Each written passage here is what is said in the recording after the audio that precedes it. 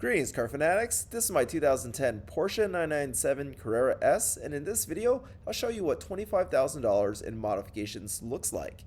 I've owned my car for the past 11 years and have been modifying it little by little to make this car my own. In this video I'll break down my mods into the following categories: appearance, performance, and driving experience, and I'll also tell you whether these mods were worth it or not. Let's get into it, starting with appearance. Up front we have this rare GTS bumper, aka Aero bumper. It's the standard bumper on the 997 GTS.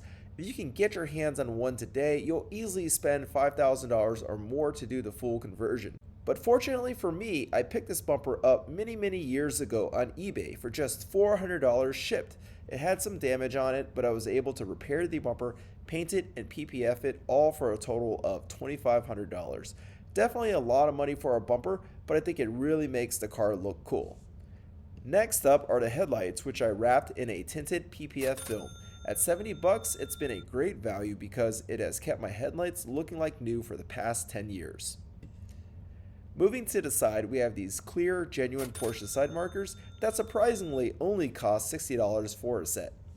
And then looking at the wheels, you might not know that these are stock wheels, but they've just been powder coated. At $800, this mod, for better or worse, really transforms the look of the car. And going back up to the front, I had the front end wrapped in PPF back in 2017. I spent $1,700, but it's really been totally worth the money because the front end and everything else really has stayed in pristine condition since I had it done. And to wrap up our appearance mods, let's go around back. For $10, I was able to use some Plastidip and Plastidip the rear bumper valence to match the rear bumper on the 997 GTS. I think it just looks a lot cooler when this surrounded part is black. It just gives that sporty look. And can you believe I did this in 2016 and it still looks this good?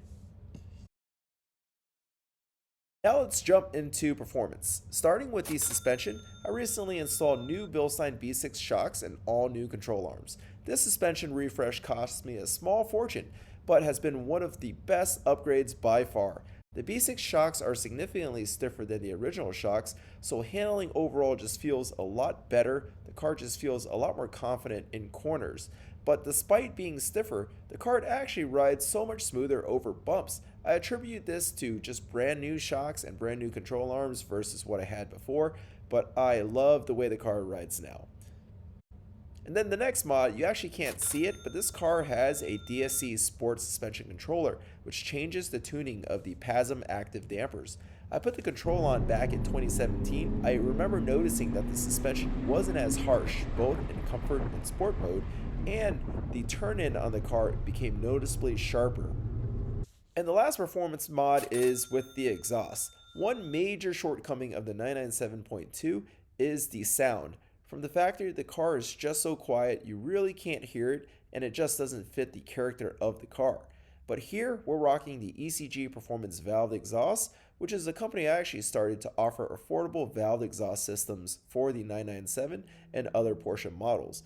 In addition, the really cool thing about the system I designed is that you can easily retrofit the Porsche Sport Exhaust button using a custom module I built. I really love how the ECG Performance system really wakes up the car's sound while allowing you to control it just how Porsche intended. This exhaust looks and sounds great. Let's have a listen.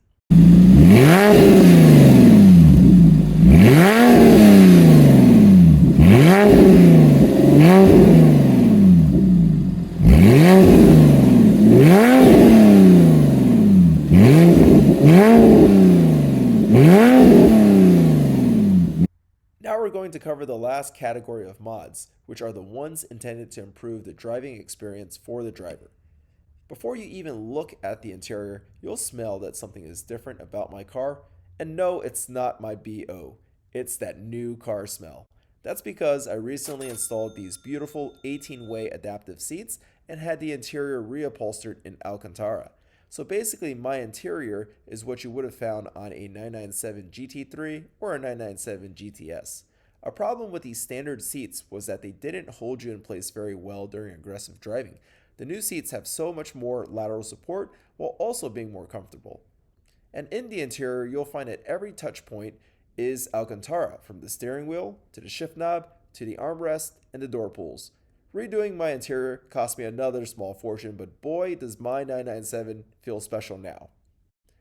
Sitting in the car, let's take a look at the head unit. It's stock, right? But wait, I have Apple CarPlay. At $500, this has been one of the cheapest ways to modernize the feel of the 997.2. You can install a module inside the head unit that gives you Apple CarPlay and Android Auto. While the graphics and the touchscreen aren't great, it definitely brings the 997 into the modern era while retaining the factory head unit. I'll leave a link in the description below in case anyone wants to purchase one of these kits. Then moving down to our shift knob, let's check out our gearbox.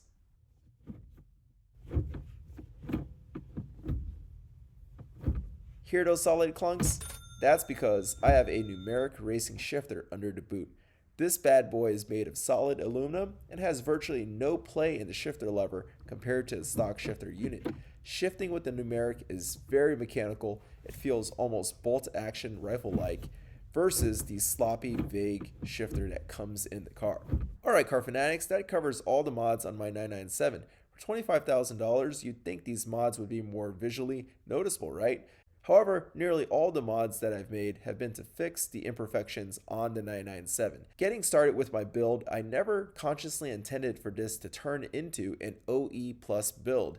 It kind of just accidentally turned out that way as I sought out solutions to the things I felt could be improved. Overall, I couldn't be happier with the choices I made. After driving several other Porsches such as the Cayman GT4, to several 991s, 987s, and 996s, I can truly say that outside of a GT3 of some sort, there's no other car I wish I had. My car is truly one of a kind. So there you have it, car fanatics. 11 years and $25,000 later, how did I do? Would you do anything differently? Let me know in the comments below. Thanks for watching, car fanatics. If you like this video, give it a thumbs up and subscribe to the channel. Leave me questions or comments below and be sure to hit the bell notification icon so you're notified each time I upload a new video. Thanks for watching.